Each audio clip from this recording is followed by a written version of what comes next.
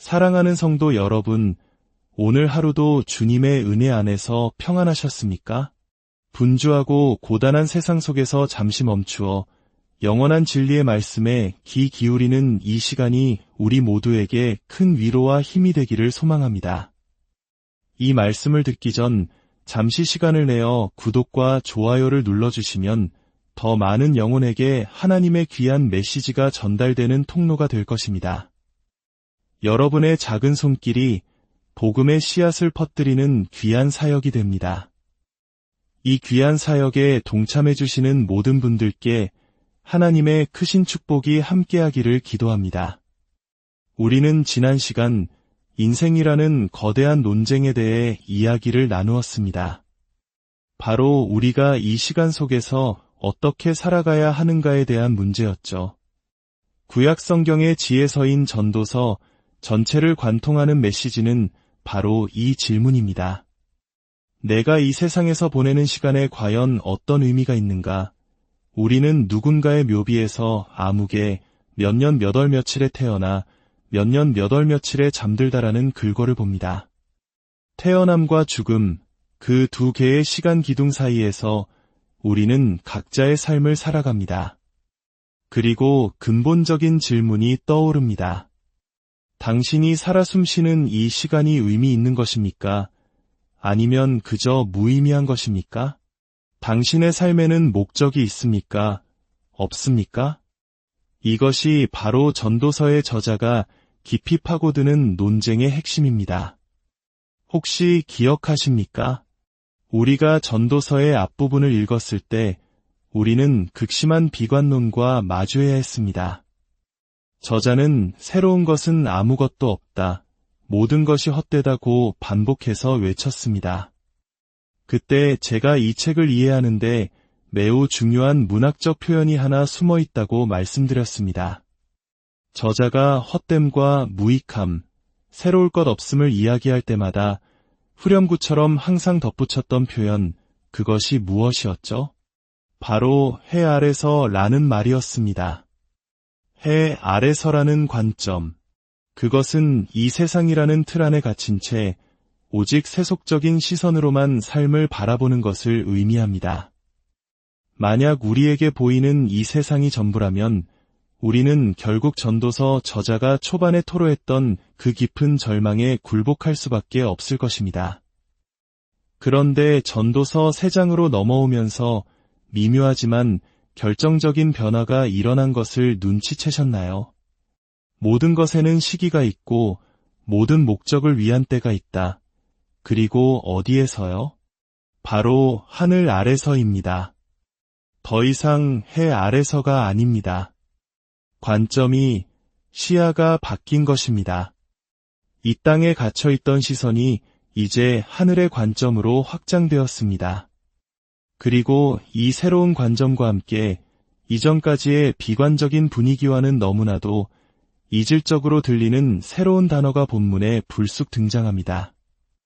바로 목적이라는 단어입니다. 목적. 이 한 단어가 모든 것을 바꿉니다. 메시지는 아주 간단합니다. 당신의 삶에는 이유가 있습니다. 당신의 고통에도, 당신의 아픔에도, 당신의 기쁨에도 다 이유가 있습니다. 신약 성경은 이것을 이렇게 표현합니다. 주님을 사랑하는 자들에게는 모든 것이 합력하여 선을 이루느니라. 고대 그리스인들 중에도 이러한 회의주의에 맞서 싸운 철학자들이 있었습니다. 그들은 세상 속에서 질서와 조화, 그리고 목적을 찾으려고 노력했고, 이를 목적론이라는 학문으로 발전시켰습니다. 목적을 뜻하는 헬라어 텔로스는 목표 또는 끝을 의미합니다. 성경적 세계관 역시 마찬가지입니다. 이 세상에는 시작이 있었고, 모든 역사의 흐름에는 분명한 목표가 있습니다. 인류 전체의 역사뿐만 아니라 바로 당신 한 사람 한 사람의 사적이고 개인적인 역사에도 영혼 속에서 의미를 갖는 고귀한 목표가 존재한다는 것입니다.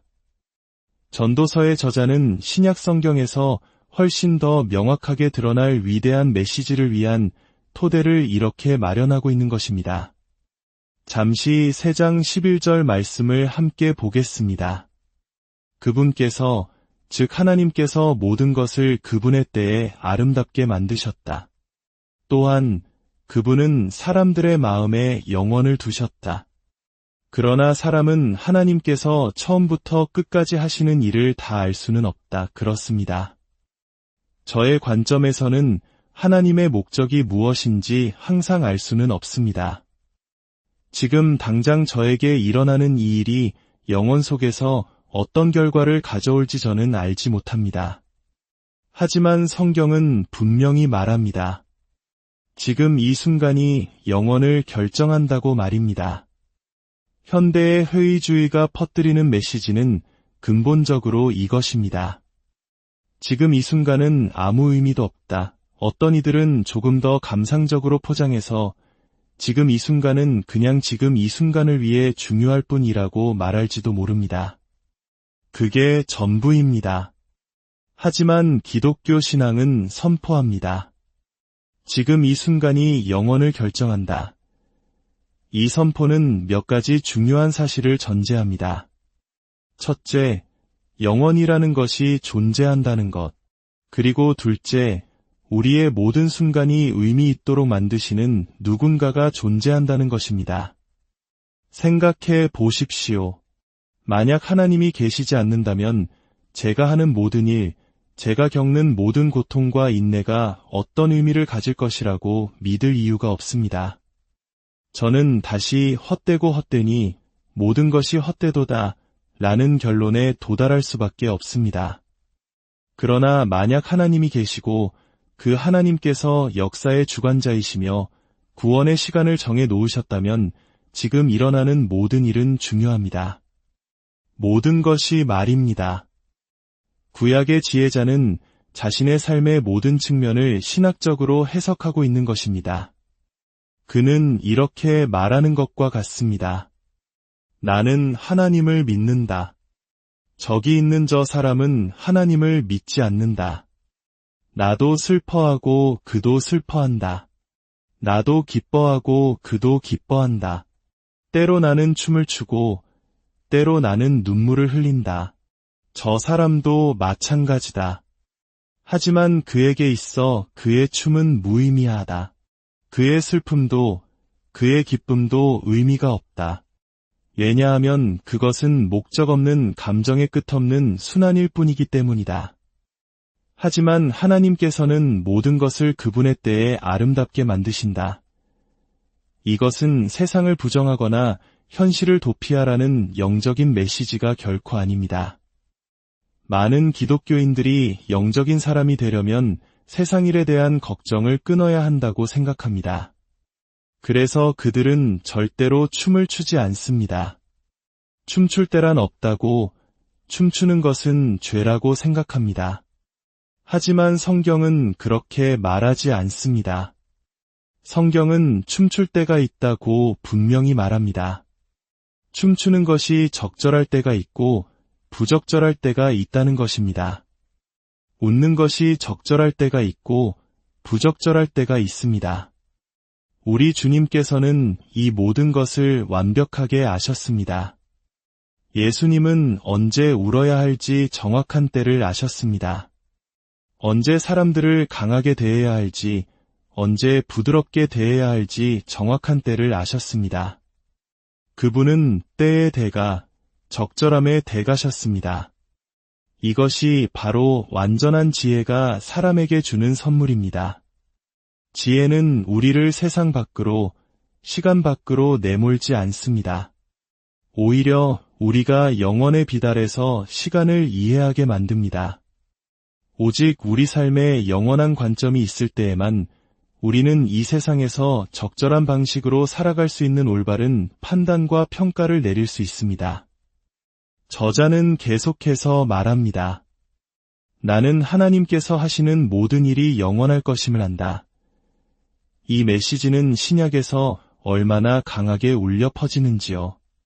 예수님께서는 끊임없이 영원히, 영생에 대해 말씀하셨습니다. 내게로 오라, 내가 너희에게 영원한 생명에 이르도록 솟아나는 샘물을 주리라. 잠시 마시고 다시 목마르게 되는 물이 아니라 너희가 그토록 갈망하는 영원함을 주러 왔노라. 주님께서 당신에게 복주시고 지키시기를 원하며 오늘뿐만 아니라 내일도 그리고 영원히 또 영원히 영원토록 지키시기를 원하노라. 신약 성경의 가장 위대한 승리의 메시지는 예수님의 왕되심과 관련이 있습니다. 때가 참에 그분께서 지상 사역을 마치시고 하늘로 올라가사 하나님 우편에 앉으시고 만왕의 왕이여 만주의 주가 되셨을 때 그분께서 15일 동안 다스리실 것이라고 성경은 말합니까? 4년 임기 동안 다스리신다고 합니까? 아닙니다. 그는 영원히 또 영원히 영원 무궁토록 다스리시리라. 할렐루야. 우리의 영혼은 그리스도 안에서 시간을 이기는 영원의 승리를 보기 때문에 기쁨과 찬양으로 외칩니다. 우리에게는 영원히 지속되는 것이 있습니다. 나는 하나님께서 하시는 모든 일이 영원할 것임을 안다. 거기에 아무것도 더할 수 없고 아무것도 뺄 수 없다. 하나님께서 그렇게 하시는 것은 사람들이 그분 앞에서 경외하게 하려 하심이라. 이제 여기에 새로운 차원이 더해집니다. 해 아래서 목적을 가지려면 반드시 책임이 따라야 한다는 것입니다. 19세기 철학자 니체는 신의 죽음을 선언했습니다. 그 선언은 구약의 하나님이 정하신 이것을 하지 말라, 저것을 하지 말라는 규칙과 규제에 얽매이는 것에 지친 세상 사람들로부터 환호를 받았습니다. 그들은 생각했습니다. 하나님이 없다면 나는 궁극적으로 책임질 필요가 없다. 누구에게도 책임질 필요가 없다. 내가 원하는 대로 하고 걱정할 필요가 없다. 죽으면 그만이다. 그러니 죽을 때까지 최대한 즐기자. 책임질 일은 없다. 그것은 좋은 소식처럼 들렸습니다. 그러나 실존주의자들이 나타나 그 가격표를 뒤집어 보라고 말했습니다. 그 대가는 무엇이었을까요? 너무 기뻐하기 전에 깨달아야 할 것이 있습니다. 만약 당신이 궁극적으로 책임지지 않는다면 그것은 당신이 궁극적으로 중요하지 않다는 것을 의미할 뿐입니다. 우리가 우리 삶에 대해 책임을 져야 한다는 생각은 하나님께서 당신이 하는 일에 영원한 중요성을 부여하신다는 것을 의미합니다. 그리고 당신이 아주 오랫동안 존재할 것이라는 사실을 말해줍니다. 예수님의 설교에서 중심적인 메시지였음에도 불구하고 오늘날 교회에서 거의 완전히 무시되는 것이 있다면 그것은 바로 최후의 심판에 대한 경고입니다.